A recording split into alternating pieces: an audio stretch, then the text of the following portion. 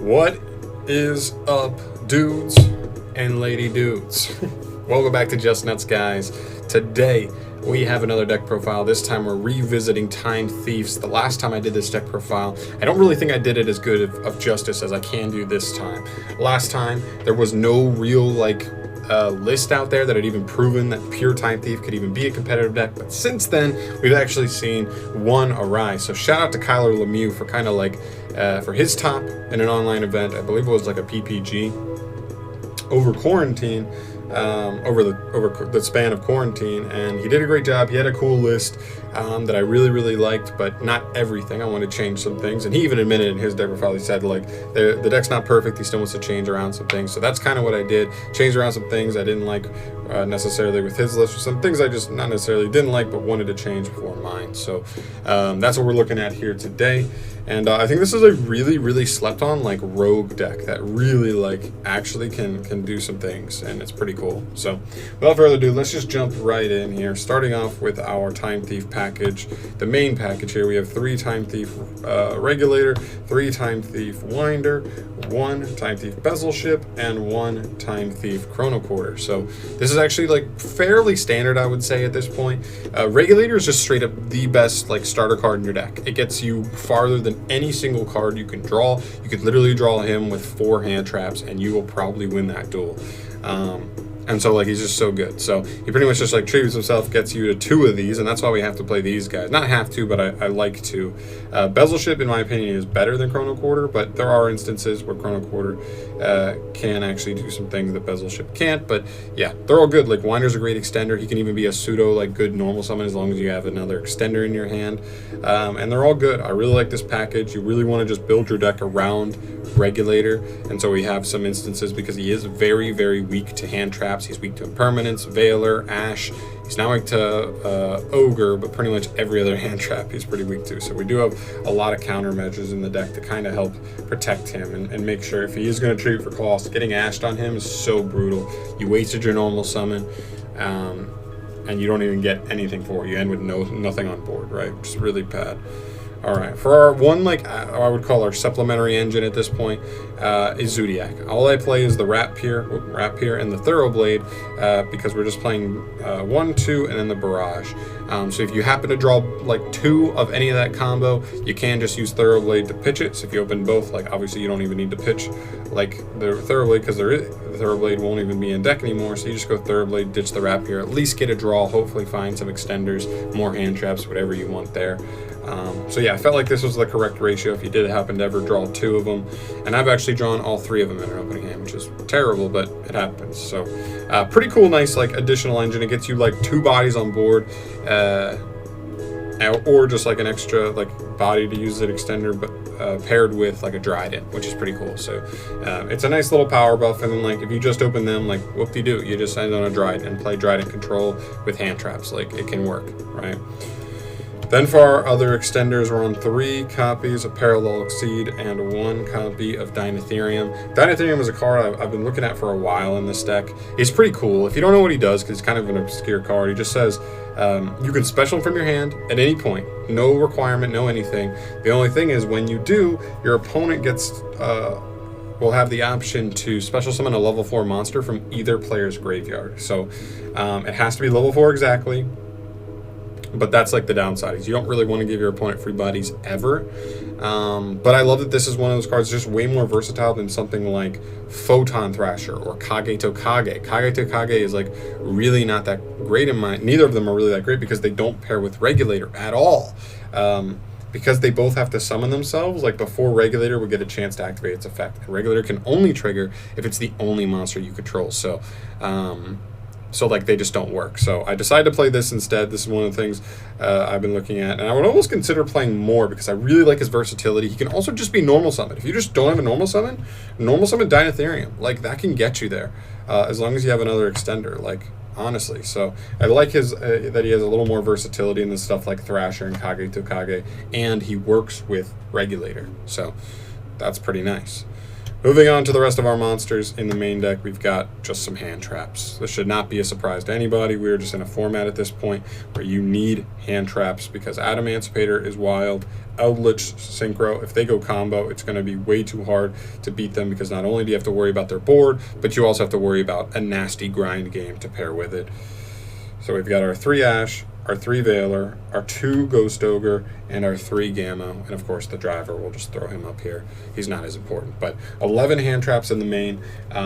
Gamma's actually really nasty in this deck because you have stuff like Regulator, Tribute for cost. So you tribute for cost, they try and Ash you, boom, punish them for it.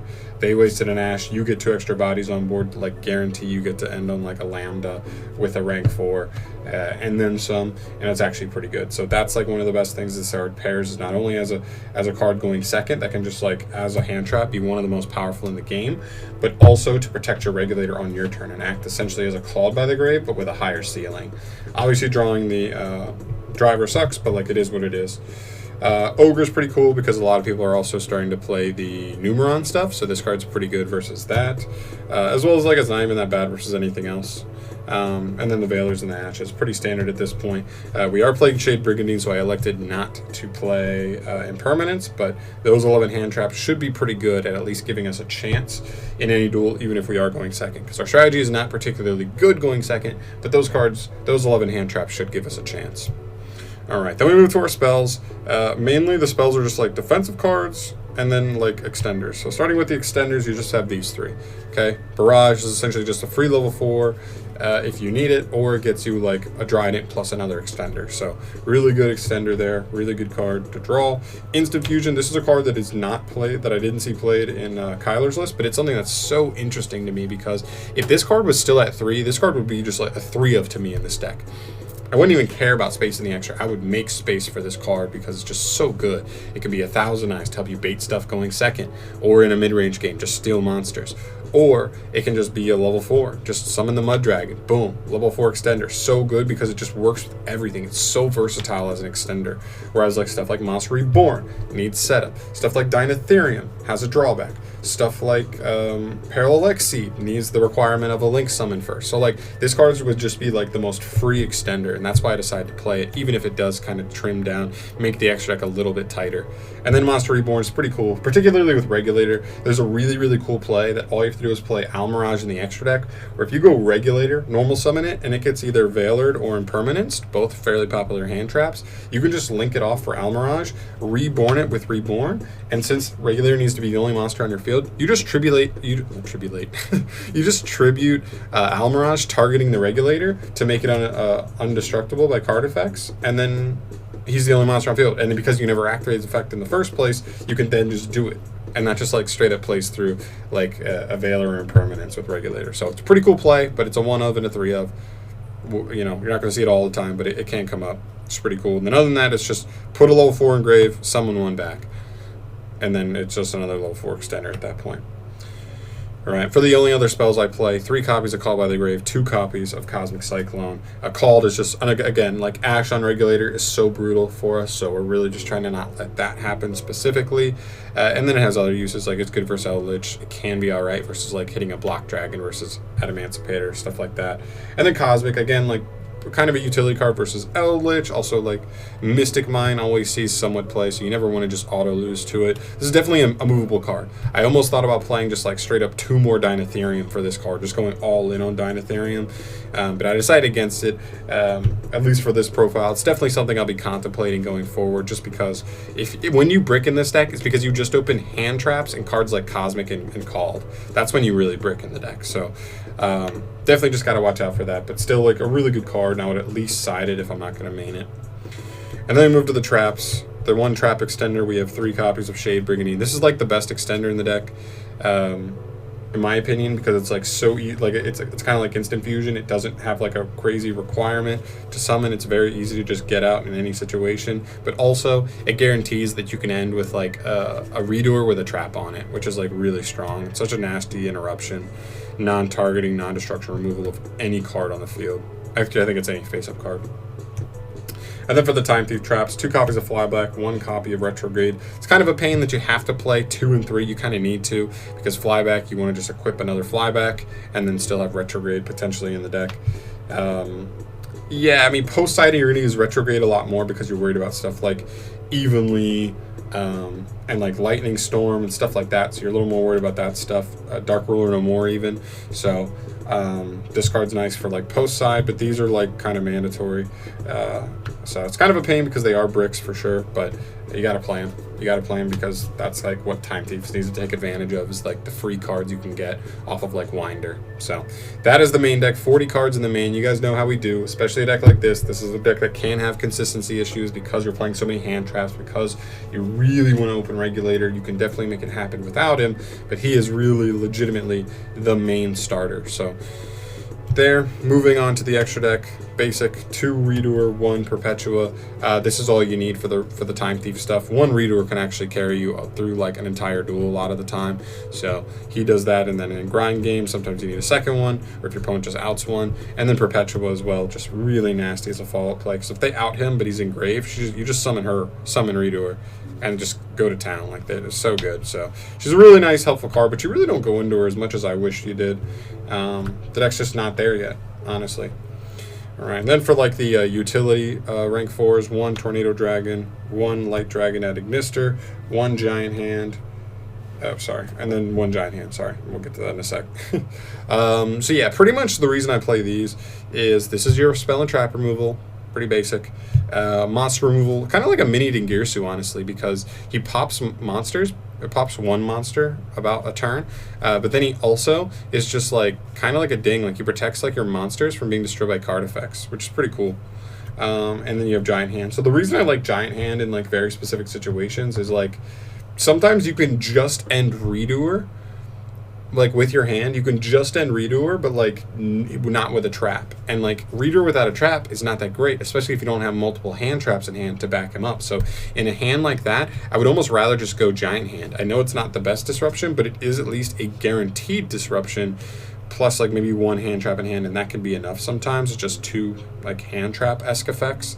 And so I like this over Baguska in that situation, because Baguska also just like hurts the rest of your stuff. This is just a little more generically going to be good in like most situations. So I don't know, Dweller's good in like some matchups, not good in other matchups, and if I'm making it blind, I really would rather just have Giant Hand for the guaranteed disruption over Dweller, which could just be a complete like do nothing card for that duel.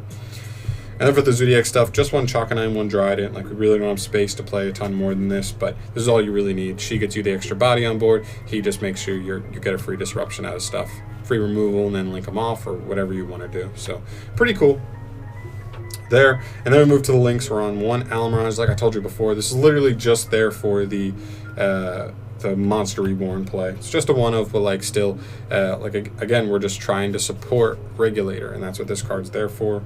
1 Lambda, because this deck is one of the very few decks that inherently can search you Gamma. You just make Redoer, detach a monster from Redoer so that he banishes himself, and then this will trigger getting you a Gamma on the end phase. Pretty cool. It's a nasty disruption to be able to search, like you're just searching like a Solemn Strike from hand. 1 IP Masquerena, like the full board, if you open like a really good hand, is going to just be Lambda with a Gamma in hand, IP Masquerena, and a Redoer with a trap. Which is pretty good. I mean, honestly, like just off of that, that's saying you didn't even open any other hand traps. You'd already have like a Unicorn, a Gamma, and like a non-targeting removal from, which is actually a pretty good board.